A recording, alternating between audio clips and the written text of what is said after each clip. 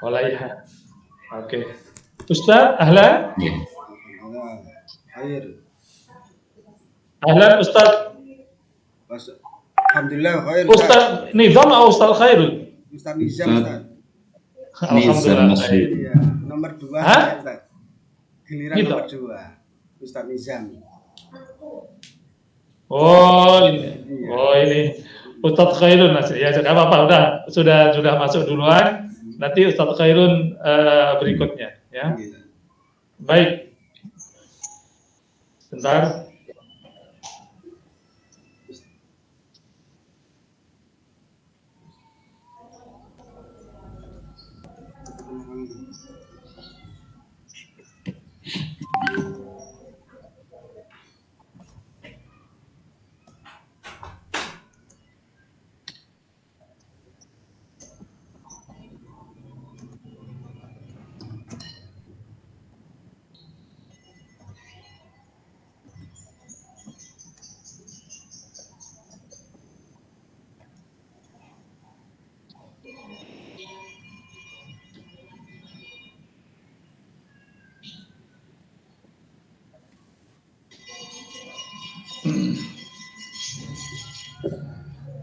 Baik, nah kita mulai. Bismillahirrahmanirrahim. Ustadz Nizam Masyuri. Musta'id? Musta'id kelas 8 sanawiyah. Baik. Nah, musta'id listiraki hadzal imtihan asyamili? Iya, dari margo. Oke. Musta'id. Siap ya? Ngajar di madrasah mana? Ayu madrasah sanawiyah atau aliyah? Sanawiyah, Ustaz. Oh, sanawiyah. Kelas berapa? Kelas 8. Oh, kelas 8. Illa fi faslin wahid? La. Fi fasli tsamin faqat? Iya. Ayul fasal? Ayul fasal keseluruhan, Ustaz. Mulai oh, keseluruhan. Ya. Dan fasal samin wa tasik? Naam, Ustaz. Oh, baik. Mundukan sana. Tu'alim hadil lughah. 2011. 2011. 2011. Itu 2011 ya. Sudah asrul sanawat, ya? sudah banyak pengalaman ya ngajar bahasa Arab insyaallah. Oke? Oke.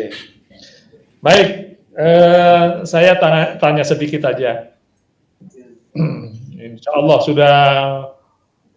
sudah punya pengalaman luar biasa ya, 10 tahun ngajar bahasa Arab. Nah, barakallah, ya barakallah. Ada istilah doa sapu jagat. Gimana bunyinya itu? Rabbana atina fid dunya hasanah wa fil akhirati hasanah wa qina adzabannar. Oke.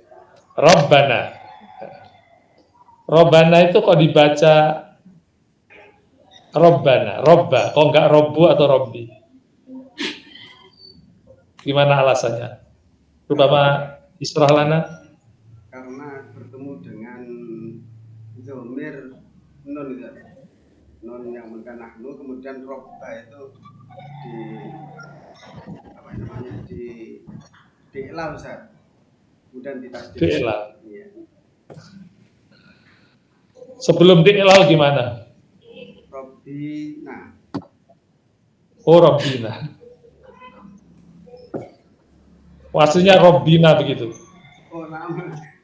Kalau Ustaz. Itu memang Robbu sama na, Ustaz. Asalnya Robbu sama na. Bukan Robbina. Terus kok jadi Robbana gimana? Karena di situ untuk menyesuaikan dengan domirnanya. Jadi untuk harakatnya menyesuaikan dengan domirnya. Artinya nggak boleh ya Baca Rabbuna nggak boleh, harus Rabbana begini.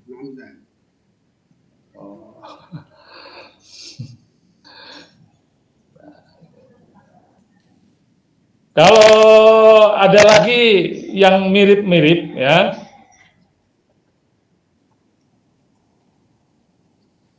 ada sholawat itu, Ya Rabbi bil Mustafa balik maqasidana. Kok ini Ya Rabbi? Karena nomor yang belakangnya itu pakai ya, bukan pakai nun. Rabbi. Oh gitu. Ya. Kalau pakai nun harus. Oh gitu. Oke. Tuh namanya munada, bukan karena nunnya, tapi karena dari munada. Munada itu harus dibaca nasab kalau munadanya munada mudhof. Idhofah pada na, ya. Bukan karena nanya itu. Boleh Rabbuna boleh ya. Tapi kasusnya ini nggak boleh Rabbu. Kenapa? Karena jadi munada. Munada mudhof harus dibaca mansub. Aslinya ya Rabbana begitu ya. Bukan karena menyesuaikan pada nun, bukan ya. Kalau saya bikin contoh mamanya Allahu Rabbuna, masa harus Allahu Rabbana? Ya, Allahu Rabbuna, Allah Tuhan kita. Enggak harus Allahu Rabbana ya. Jadi yang menjadi robba bukan karena nunnya ya. Karena jadi munada mudhof itu harus dibaca mansub. Ya Rabbana. Ya. Oke, yang lain juga begitu nanti. Walaupun itu Rabbi bukan majrur itu juga mansub. Cuma kasusnya diidhofahkan pada ya mutakalim ya. Oke. Kembali lagi Rabbana atina ya Rabbana ya. Atina fid dunya hasanah wa fil akhirati hasanah wa qina adzabannar. Kalau azaba, kenapa dibaca azaba? Karena menjadi maf'ul, Ustaz. Maf'ul dari mana? Wakina. Oke. Ini untuk kasus ini dibaca mansub bukan karena jadi maf'ul, tetapi karena nas'u harfil khafdi, karena menghilangkan huruf khafd. Wakina min adzabinnar, karena minnya dibuang maka dibaca mansub, namanya mansubun ala nas'il khafid ya, mansubun ala nas'il khafid, bukan karena mansub jadi maf'ul bih, tapi mansubun ala nas'il khafid ya. Oke lah, saya hanya klarifikasi aja kira-kira apa yang sudah kita pelajari selama PBG ya. Ada al-mansubat ada ya. Oke, baik, syukran. Bisa dilanjut Ustadz Lukman, wallah. Ya, terima kasih Ustadz Dr. Bisri. Kemudian tadi disampaikan mengajarnya kelas 8 Ustadz Nisam ya. Di mana kelas 8 itu ada materi masdar muawwal dan juga masdar sharih. Mungkin bisa dijelaskan Ustadz, masdar muawwal itu apa, masdar sharih itu bagaimana? Masdar muawwal itu berarti harus ditakwil dengan menggunakan an, Ustaz, dan juga fi'il mudhari. Ayat bulan. Kalau masdar sharih itu berarti sesuai dengan lafaz masdar, lafaz fi'ilnya. Ya, contohnya masdar sharih apa ya? Dorban, dorbatan. Kemudian di dalam ini SKL, KI dan KD itu pada tema al-mihnah, di mana siswa dituntut untuk benar-benar paham, bisa mempraktekkan tema al-mihnah dengan gramatika terutama isim masdar penekanannya.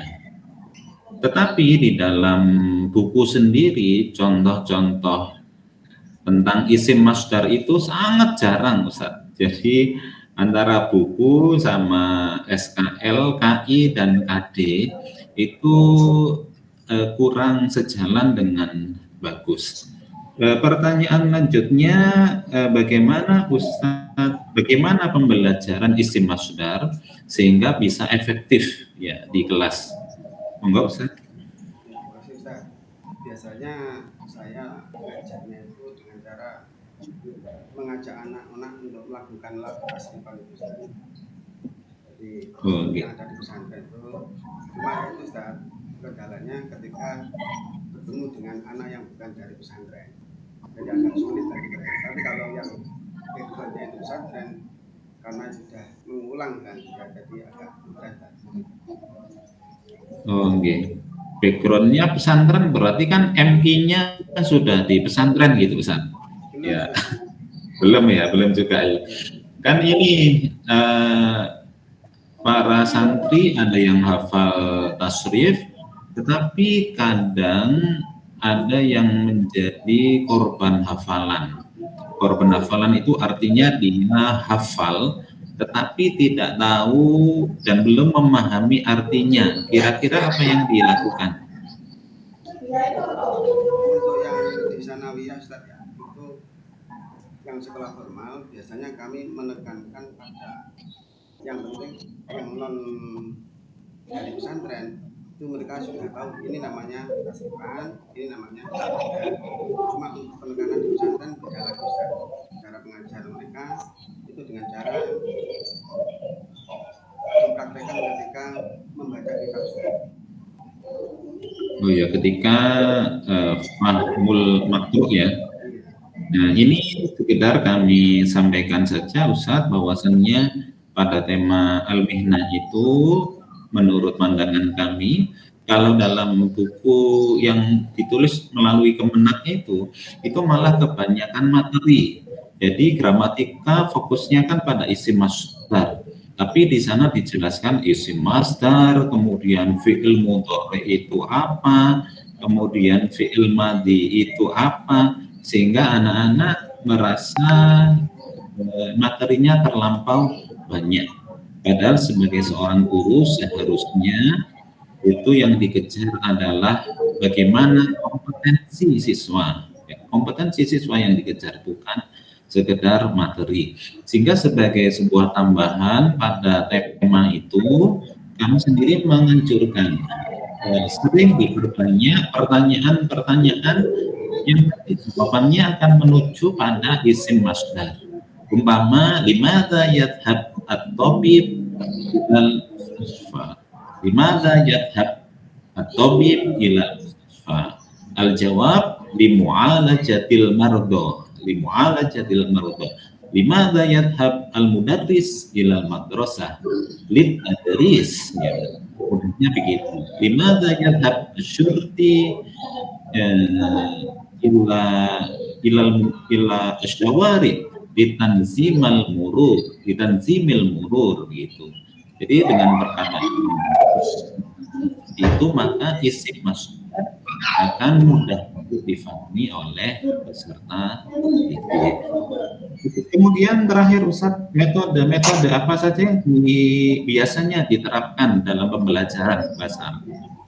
Untuk pembelajaran metode yang kami lakukan biasanya kami pakai metode besar, yaitu cara menampilkan kepada siswa tentang bagaimana bentuk-bentuk isim masdar dan juga bagaimana cara membuat pertanyaannya Ustaz. Ya, maksudnya metodenya apa namanya? Oh, metodenya Ustaz. Biasanya kami lupa Ustaz, tapi dengan cara membagikan kartu itu Ustaz.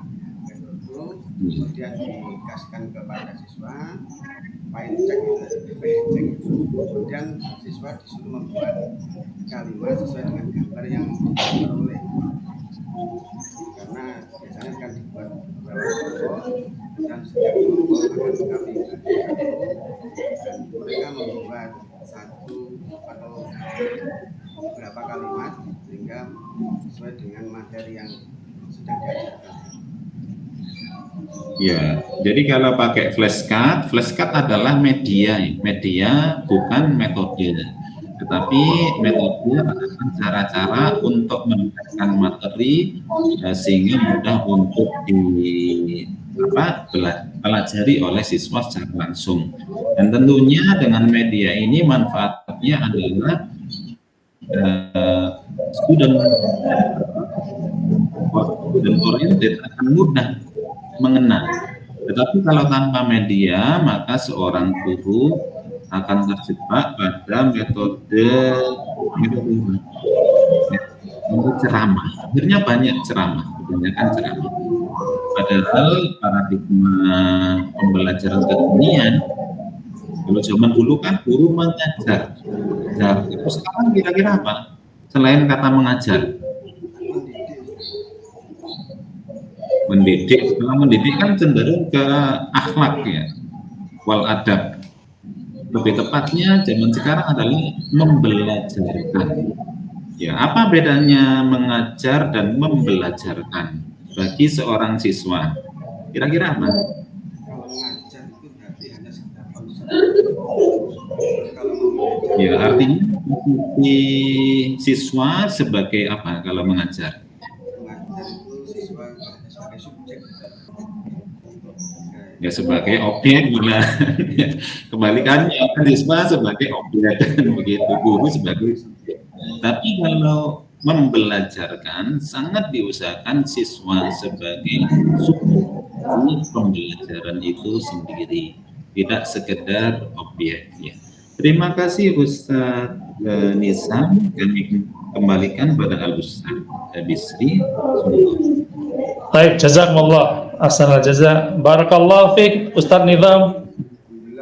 Ilahuna al-imtihan wa hayya nahtatim bihamdallah. Alhamdulillahirabbil alamin. Barakallahu. Terima kasih Ustaz. Silakan, boleh live.